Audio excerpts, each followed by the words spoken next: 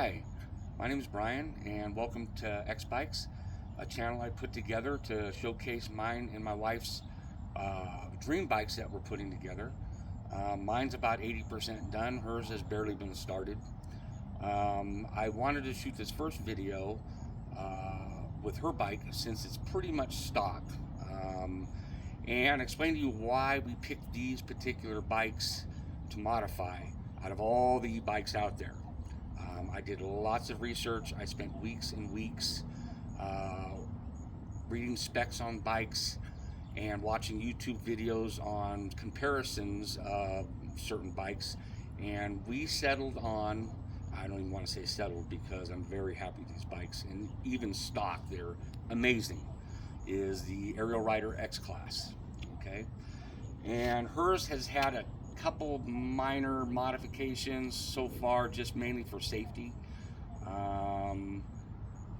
and aesthetics. She actually has bags. We took them off so I could show you more or less what a stock Ariel Rider looks like. I didn't want to remove her mirrors because they are a pain in the ass to get on and off.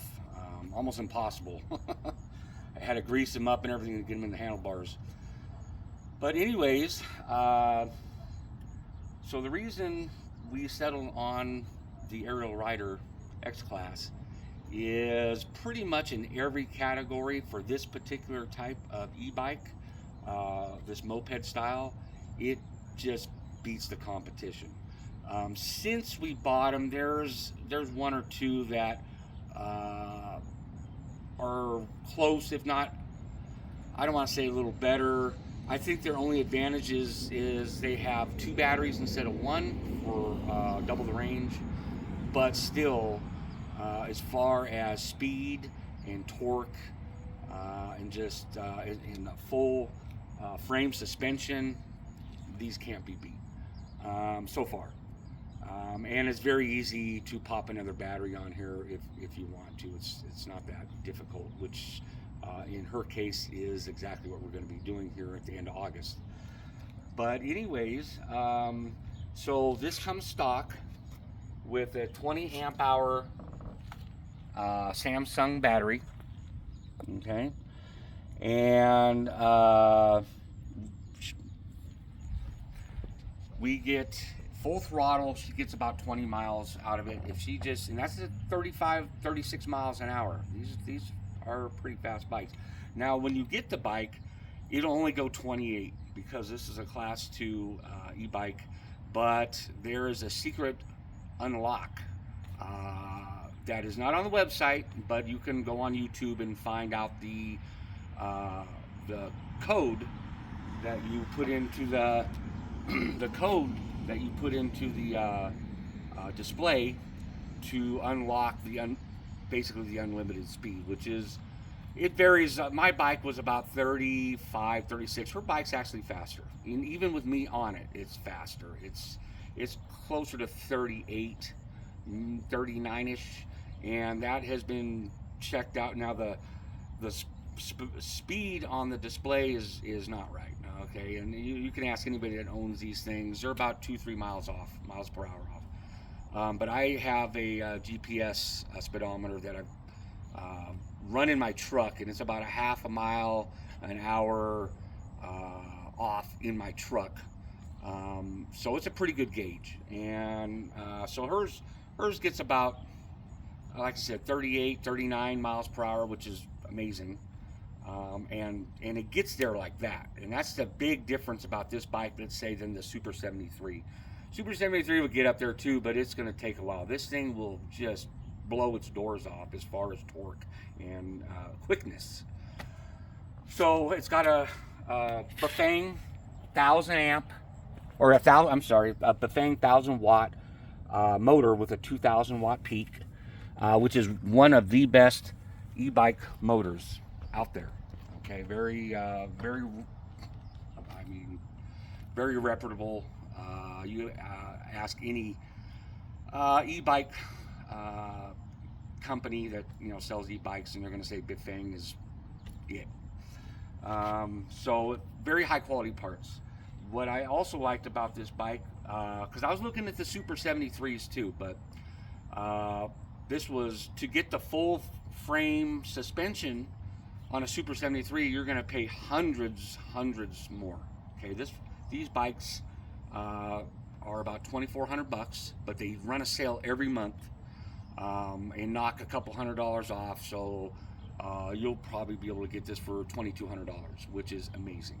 Okay, it's got textural brakes. Okay, which are outstanding. Disc brakes, hydraulic disc brakes. Okay, front and back. It's got Shimano gears. Okay, or Shimano gears, 7-speed. Okay, and you just click it for up, and then it's a thumb trigger for down. But it's very easy to click, click, click. Just goes up just like that. And it has 5 levels of pedal assist, but when you do the unlock mode, it goes up to 9, which you're pedaling like 35 miles an hour, right? But we like to use it in 1 or 2 and just chill in the bike lanes, doing 15, 20 miles an hour. And that might sound fast, but I don't know how many times we've been passed by regular bikes. So I ran into some people on Reddit that complain, they should only go 15 miles an hour. Yeah, but a regular bike, we get passed like we're standing still at 20. Okay, so whatever. And fortunate for us, in our area, we live in Utah, and we have tons, because the Mormons ride bikes, right? So they spend big bucks. They take better care of the bike lanes than they do the roads, which is great. But, we have total respect. When we are in the bike lanes, we chill, And another nice thing, so like I said, she gets about 20 miles full throttle. But if we just chill at pedal assist 1 or 2, going 15, 20 miles an hour, we get like 70, 80 miles on this thing. About 70 miles at least. She gets more than that. Because I'm a lot heavier, I get about 70 miles. Just like they say in the or in the on their website. It's pretty spot on. And it's relaxing. What I love about it is you can go up an incline like this, pedaling, and not crack a sweat. So you get all the fun of bikes without any of the work, right? So yeah, I love it. And even though my bike goes quite a bit faster now, I still enjoy pedaling from time to time and just chilling, just relaxing. It's fun. So anyways, it also comes with front and rear shocks.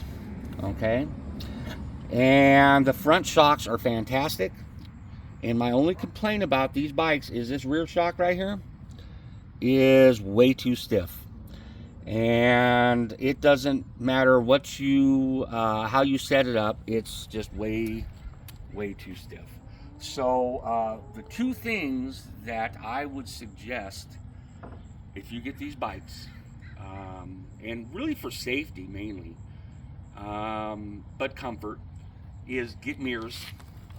She's got these really cool mirrors that come out of the tips of her handlebars, and the reason we did this is I did not feel like moving all this stuff over to put in mirrors. Okay, and really honestly, these mirrors right here, these mirrors that come out of the ends of the handlebars, are, I think, far superior. They might not look as good, but you can see around you. Your body doesn't block it. And it's just but much better field of view. The reason I got mirrors right away is within a few days, because you got to get in traffic every now and then, bike lanes end. I got tired of trying to look around me and almost crashing my bike, because when you're turning your head and body around, you're also affecting your steering. And man, that was a good idea, because it's a lifesaver, right? And plus you can see traffic coming up on you, absolutely get mirrors, okay? Because you're going to be doing 30, 35 miles an hour. This isn't, it's no joke. The other upgrade, now I haven't done it with hers yet, but that's the next thing I do it with my wife's bike. I've already got one on mine because I really need one because my bike's a lot faster and I ride in traffic. Is replace this shock. Replace this shock. Okay, it's too stiff. Within the first few days of her having this bike, she went over a speed bump fast and it catapulted her right off the bike. It's just too much compression, and boy, when that thing pops, you're coming off the bike. You're coming off that seat for sure. It's not smooth at all. You might as well have in fact, it would be better really having a rigid frame than having this shock. But the beautiful thing about having that shock is you can replace it. If you got a rigid frame, well, you're stuck with it, right? So get an air shock. All right. The next video I'll be showing my bike, and I'll show you what I did, and it makes a huge difference.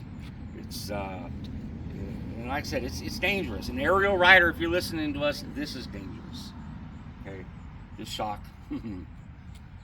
Okay, so another thing is I did not take off the back rack. This is a $250 back rack you get from Ariel Rider, but her bag goes on it, and but other than that, other than the mirrors and this is a stock bike. Okay. One of the first things we're going to be doing at the end of August is I'm getting her a 45 amp hour 52 volt battery that will fit in this frame and with this battery, so we'll give her 65 amp hours, which is crazy, right? My bike, I did a whole 72 volt upgrade, which is great, but we had to completely gut it. I mean, it's basically, we had to rewire everything. I don't want to go through that again with hers, so I'm going to get her, I got 42 amp hours, 72 volts. She's going to have 65 amp hours, 52 volt.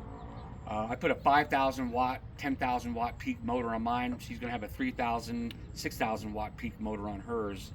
So it'll kind of balance out. We'll get about the same range. Even though she's 52 and I'm 72, she's got a lot more amp hours than me and a smaller motor. So she might even get a little more mileage out of it.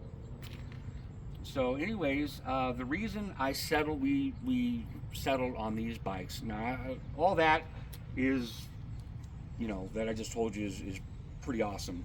But these bikes were way overbuilt. These things are crazily overbuilt. Very, very, I mean, the welds, it's just very, very overbuilt and strong.